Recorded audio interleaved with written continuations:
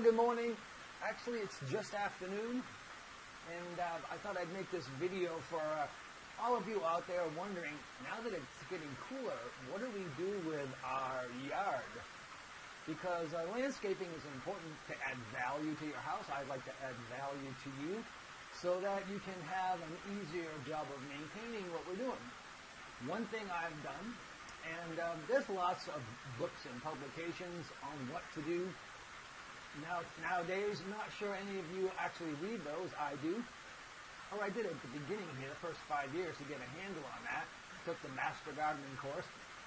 And I have cut back my watering on the foliage plants on the automated system to once a week, and it goes for an hour and a half.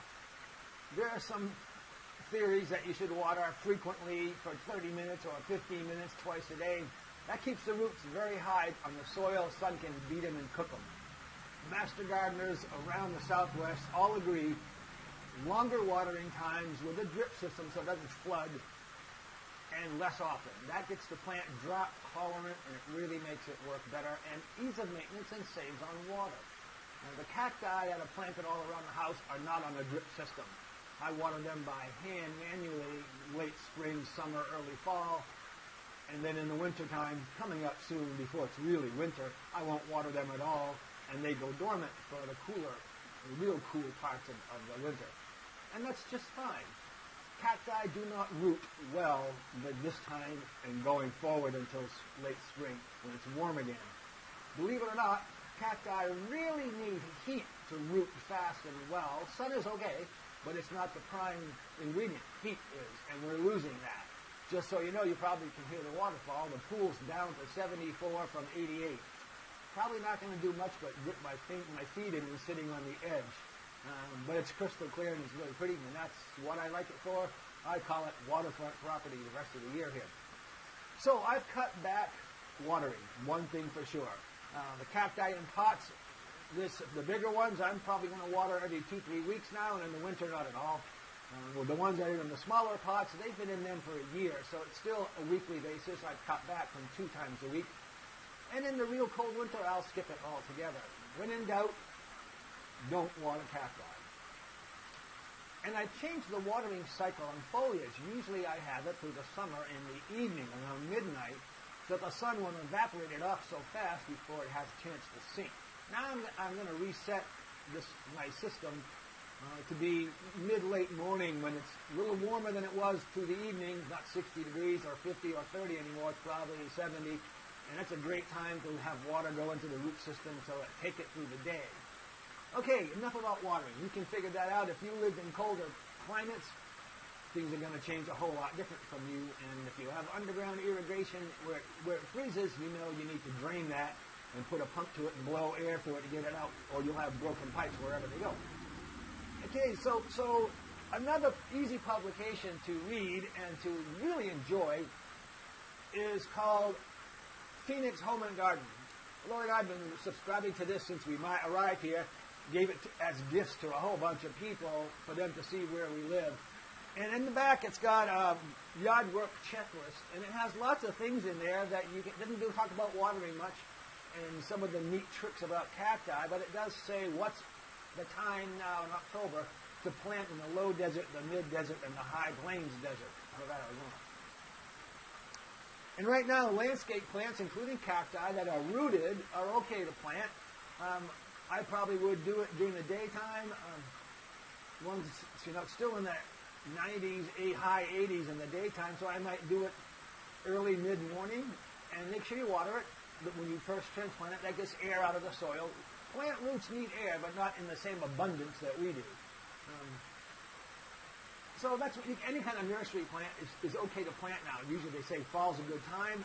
We happen to have the luxury of plants kind of like moving on year-round, except for a couple of weeks in the middle of winter where it's really cold all the time. But for the most part, things still grow here 24/7, 365. Cacti will not. The moment it triggers below 60 or so, they start to go into dormancy, and that's fine. So that's what you can plant. Cold or cool growing vegetables, anything in the cabbage family, Brussels sprouts, broccoli, bok choy, and anything you can think of in that whole family. Really good nutrition there. Even though a lot of them are whitish, it doesn't make any difference. They have great nutrition. And most of those will help fight breast cancer in women, or cancer in general, but it's specifically been stated in research breast cancer, which is a good idea. Wildflowers can go in. There are bulbs that can go in the ground now that don't need pre-chilling. You know, the tulips you buy in the grocery store or daffodils, they're pre-chilled because they don't take the heat we have, which means we fake them out that it's been winter and now it's springtime to grow again. So you can have daffodils and tulips and that kind of thing anytime you want. We used to do that. How I learned, I read that material a long time ago when I had a plant business.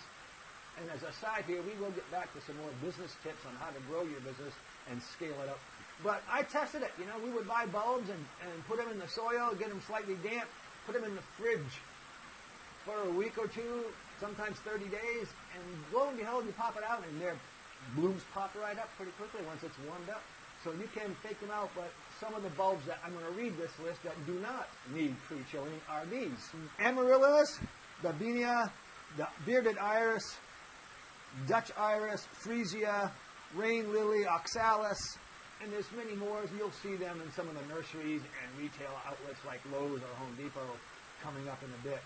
For best life for you at home and longevity to enjoy, try to buy those plants that are bulbs with the sprouts up, but not full blooms. If it's in full bloom, it's on the end of its cycle. That's just a hint.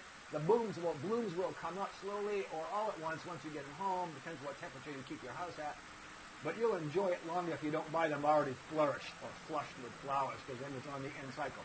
All right, so I think I'm going to wrap this up. It'll be one of the shorter ones I do, but I believe that if you listen to some of these things, particularly watering, because it's got to be slowed down, the frequency slows down, not the depth. So it's still going to be an hour and a half once a week. I'm going to judge the look of the plants. If they seem limp, I'm going to manually turn the system on one more time. But generally, the automation is once a week now, turned down from twice a week now. You have a good one, and enjoy your weekend. Ciao.